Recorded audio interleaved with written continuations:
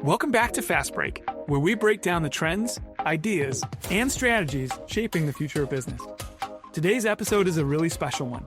We're diving into the release of Momentum, M3's annual benefits trend report, a comprehensive look at the regional employee benefits landscape and what it means for employers navigating rising costs and evolving workforce expectations. To unpack it all, I'm joined by two fantastic guests, Ryan Barbieri, EVP of Employee Benefits here at M3, and Jill Palmer, Director of Operations and Strategic Partnerships at C2. Ryan, Jill, welcome to Fast Break. Thank you. Thanks for having us. Let's start with quick introductions. Ryan, why don't I come to you first? Sure. Thanks, Matt.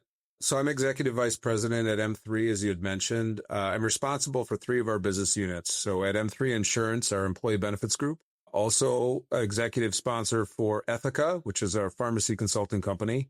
And lastly, M3 Financial, which is qualified plans, wealth management, things of that nature. Been with M3 for about 11 years, a little over 11 years. And prior to that, I spent 11 years with a large international brokerage firm. I'll also brag on my colleague a little bit. Ryan's also an Ironman for anybody listening that loves that stuff. So that was a couple of years ago, Matt. Hey, they still kind of take that away from you. So that's true. Jill, our listeners are obviously maybe familiar with M3, but maybe not with C2 as much. And so in your introduction, can you help us understand a little bit more about C2, its history, and how it affects our listeners here in the Midwest, as well as giving us your background? Yeah, thanks, Matt. I'm happy to give that background. I will say I'm not an Ironman, but in terms of my background and my experience, I've been in the industry for 18 years. I started at one of our member firms, the Partners Group in the Pacific Northwest, and I transitioned to C2 when it was started in 2012. So to give you a little background about C2, C2 Solutions is a partnership of 7 independent employee benefit consulting firms, and we help empower our members to remain locally operated and independently owned, while gaining access to shared resources, strategic partnerships, and industry expertise. And because our firms are looking across markets, not just one geography, we can help Midwest employers make decisions with much broader view of where risk and opportunity are headed. That's awesome. Jill, what is a memorable moment from your time at C2 that you would call out for our audience as being one of the best things that you've experienced there? Oh, man, that's a hard one to answer, Matt, because there's been a lot of change within the last 14 years of being at C2. I would say in terms of the biggest, aha moment is our growth that we've had. We started with 5. We've added new member firms, continue to grow, and really help elevate our firms to kind of reach that next level. Ryan, before we move on to talk about Momentum, maybe you could offer just a couple of insights from the M3 perspective about C2. Yeah, I mean, as I talk about it a lot, M3 is obviously has a very large presence in terms of our, the amount of work and customers and volume and so forth that we drive here locally and in the upper Midwest. But more and more we continue to compete with, large national brokers because there's been a lot of consolidation in our space. One of the great powers of C2 is giving really strong regional brokers and consultants the opportunity to operate on the national scale, leverage collective volume with one another. We've got offices through our partnerships from coast to coast. But I think the biggest thing that I enjoy the most is the friendships. When we come together as a C2 board, which we're going to be doing next week, there's a lot of embracing. There's a lot of talking about, families and things of that nature. And it's a special group. That's awesome. Yeah. And just to lean into what Ryan said, too, the fact that we only have 7 firms, we're able to get a lot done. We're able to move swiftly and react as the market is changing. And so that's been really powerful to see amongst the 7 firms as well. Perfect, you two. So we've given our listeners a really nice background about you all, about M3, about C2. So Ryan, obviously this episode of Fast Break is going to come out around the launch of Momentum. And we referenced that in our introduction. But for listeners who may not be familiar, what is Momentum and why does M3 put this report together every year? Is one of the largest brokers in the region. We have access to just a plethora of data, and it's right at our fingertips. So about 20 years ago, we made the decision to start pulling together all this information and aggregating it into a report that really provided some insights on what we saw happening. And my word choice is really intentional there, saw being more of a rear view mirror look. And that was our annual health trends report. And as our business has changed and M3 has made a significant investment in digital capabilities, we're now able to provide real-time benchmarking to our clients and, really challenge us to rethink what our annual report, could look like. So a couple of years ago, we made a fairly big pivot to taking that information and providing these insights in what we see happening. So again, think looking out the front windshield, and, it's really actionable data and really incredibly powerful. And we think, helps us provide some really great insights to the marketplace. So in your words, right, it's not, if people are looking like, oh, it's just a report, it's really not just a report. The inspiration behind it is that it becomes a decision-making tools for our clients. Is that right? Yeah, that's right. And at M3, we talk a lot about playbooks. And I think this can be sort of an annual playbook, right? And that our client executives can take to, client meetings and incorporate that into strategy building. I love it. It's also big to call out. You referenced that shift from maybe not reactive, but certainly sort of responding to what's already happened in the data, to shifting to guide our clients and prospects on what invariably is outside of payroll, probably one of their biggest spends as a business. Is that right? That's right. Yeah, for sure. So let's get into the details. Let's dig into some of the big takeaways. So from your vantage point, what stood out most as we were working to put together this report and in this year's momentum? Probably not a surprise, but costs continue to rise. And big drivers are cost of services, frequency of conditions, and severity of conditions. And I think the three big ones that kind of bubbled up to the surface. So cancer continues to be the biggest driver that we see in claims data. It's actually making up almost 26% of all claims by dollars. Wow. So it continues to rise. The second, mental health, and you read about it, all over the newspaper, on the news. Obviously, this is a big growing concern. What we see in our data, the prevalence of these claims is going up nearly 10% now year over year. Wow. So this is frequency, not just dollars. And then the third, category is musculoskeletal claims. Sometimes it's abbreviated MSK. So we see outpatient claim volume go up significantly, and procedure costs are going up. So just in terms of, some of the cost drivers and claim drivers, that's what we see. Second big trend, not a shocker here either. Pharmacy is a big driver today, much bigger than it was, 5 years ago. Specialty drugs, these are the major driver now, and accounting for over 50% of pharmacy spend, Wow. which is absolutely bonkers.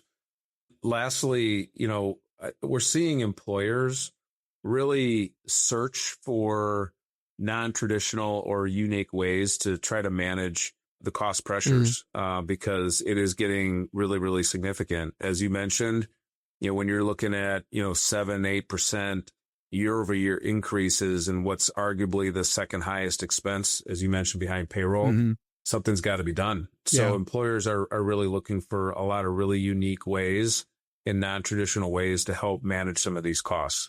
Jill, I want to come over to you. And obviously, we have our purview across our data set from our clients, but you have a purview that is much wider than ours, working closely with partner firms all over the country, as Ryan said before, coast to coast. Are these trends showing up in real time outside of Wisconsin? Is there anything you would challenge? Is there anything you would add? I'm curious.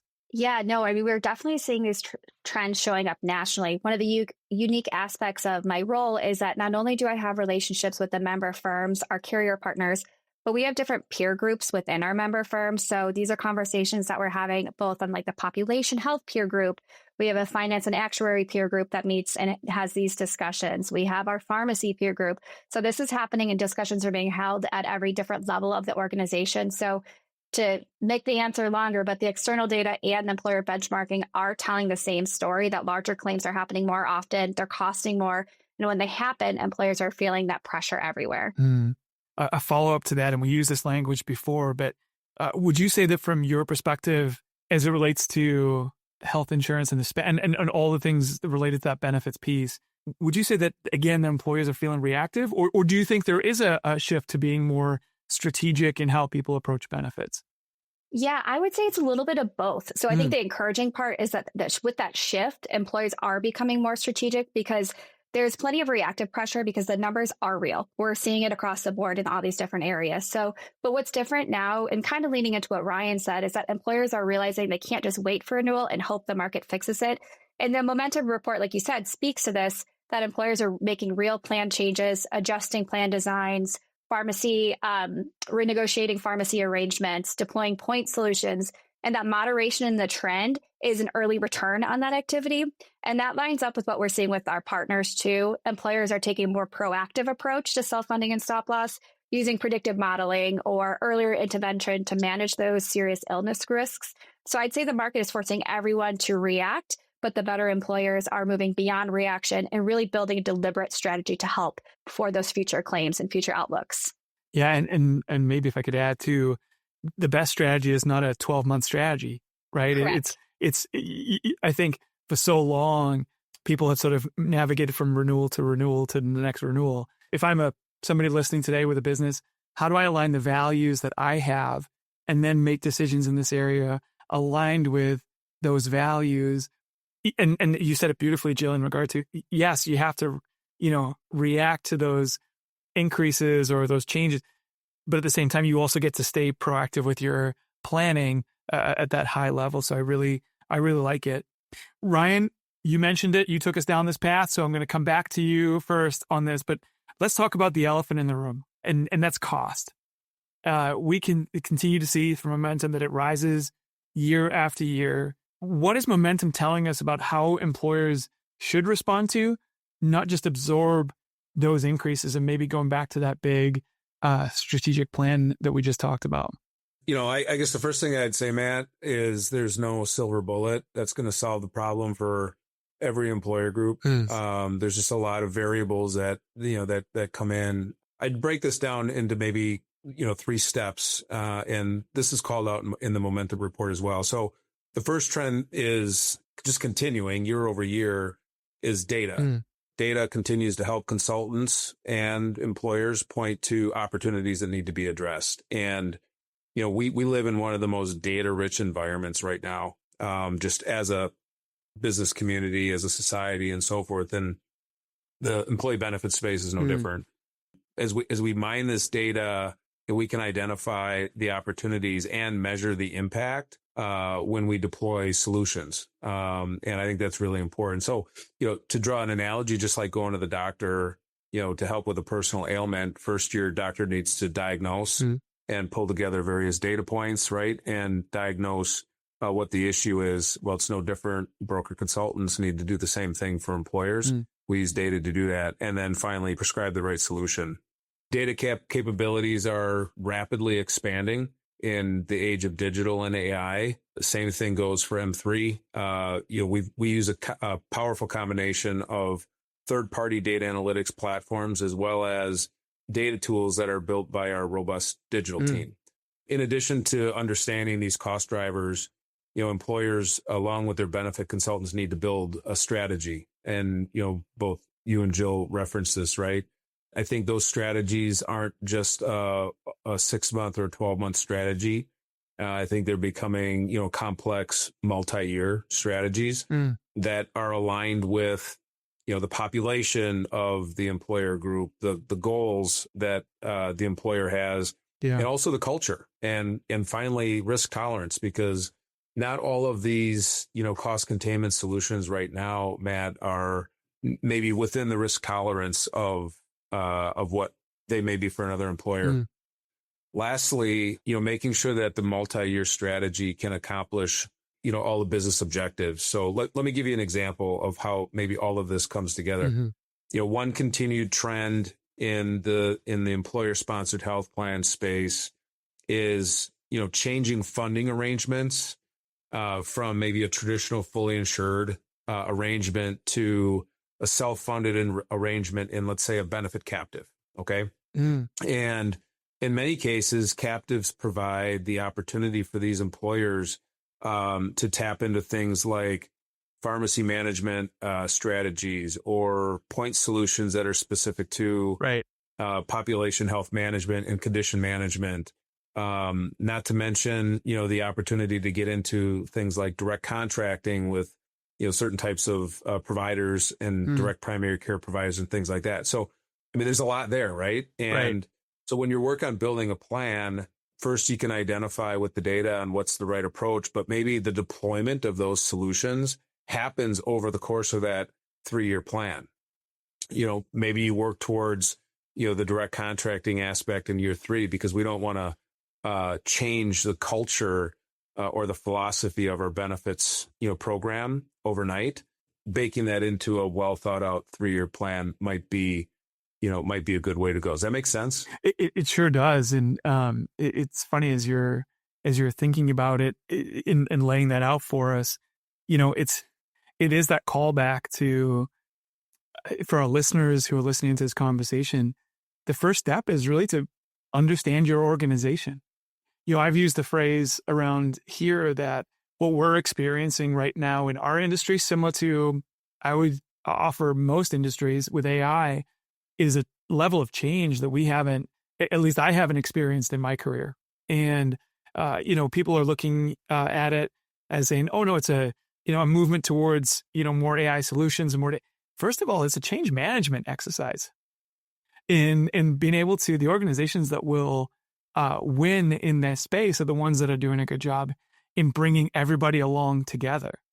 It feels like there's a parallel here as it relates to how employers of all sizes, whether you're sitting here with, 10 employees on your plan or 1,000 employees on your plan, knowing your organization and figuring out that change management piece, I think is really significant. And Jill, Ryan used the phrase around M3 where double click. And so I'm going to double click on that piece a little bit with you. Maybe, if I'm listening today and I'm thinking about this and I haven't maybe made that switch to proactive and strategic yet, maybe what's one mistake you think employers are still making when it comes to managing that benefit costs? Yeah. And I would just lean into what Ryan said, is that really they're treating that rising cost as a pricing problem versus a risk management problem. And there's data that's supported by that. One of our carrier partners showed nearly 9 in 10 self-funded employers experience high cost claims.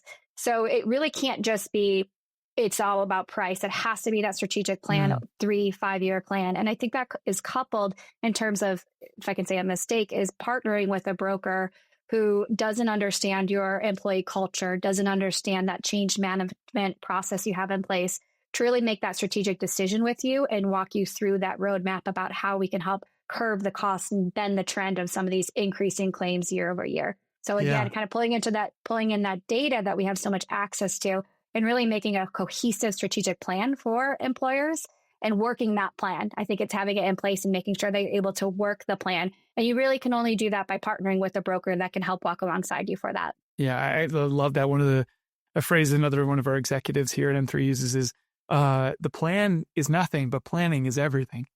And so the ability to bring your leadership team together and have that conversation, and hopefully having your advisor be somebody that you would want to have at the table for that conversation, being able to leverage resources like Momentum and other data streams that Ryan talked about before to help inform and guide that strategy. Because, and maybe this is then a follow-up question I have for you, Jill, on that piece. At the same time, we're seeing costs continue to go up. Workforce expectations are going up too. What are employees expecting today in the benefits space? So let's take it just for a second, take cost and just put it to one side. What are you seeing that employees are expecting that they weren't expecting maybe just a few years ago or a couple of years ago? Yeah, I think the biggest shift that we're seeing is employees increasingly wanting help navigating the convenience of the plan and then access to the system. So not just access to a benefits plan. I think historically you get a full-time job and you kind of have expectations that you'll have, a robust health insurance benefit plan. So Now it's more about how can I navigate it and how can I make it accessible and easy to access it.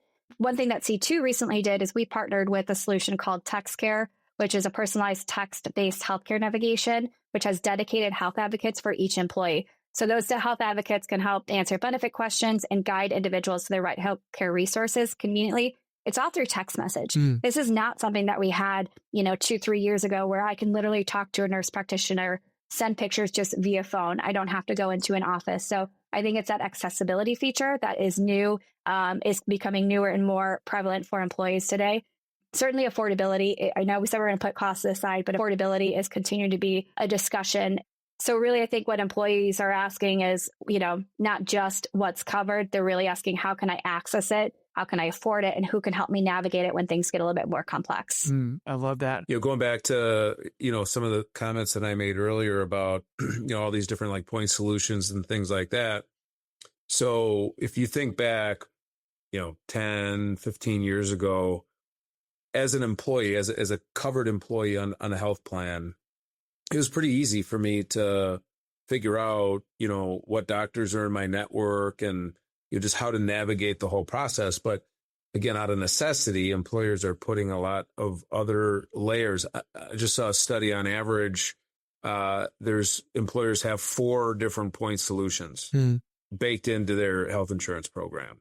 That wasn't the case 10 years ago. So this whole idea of care navigation, decision support, all those sorts of things is just elevating in necessity because employees that are covered under the plan just don't have the knowledge on how to navigate. Yeah, I love that. Ryan, I'm going to stay with you. How should employers balance? Maybe the keyword here is offering more. Maybe more isn't the exact right descriptor, but offering that more without sort of blowing up the budget. Because again, to your point, Jill, we cannot put cost aside.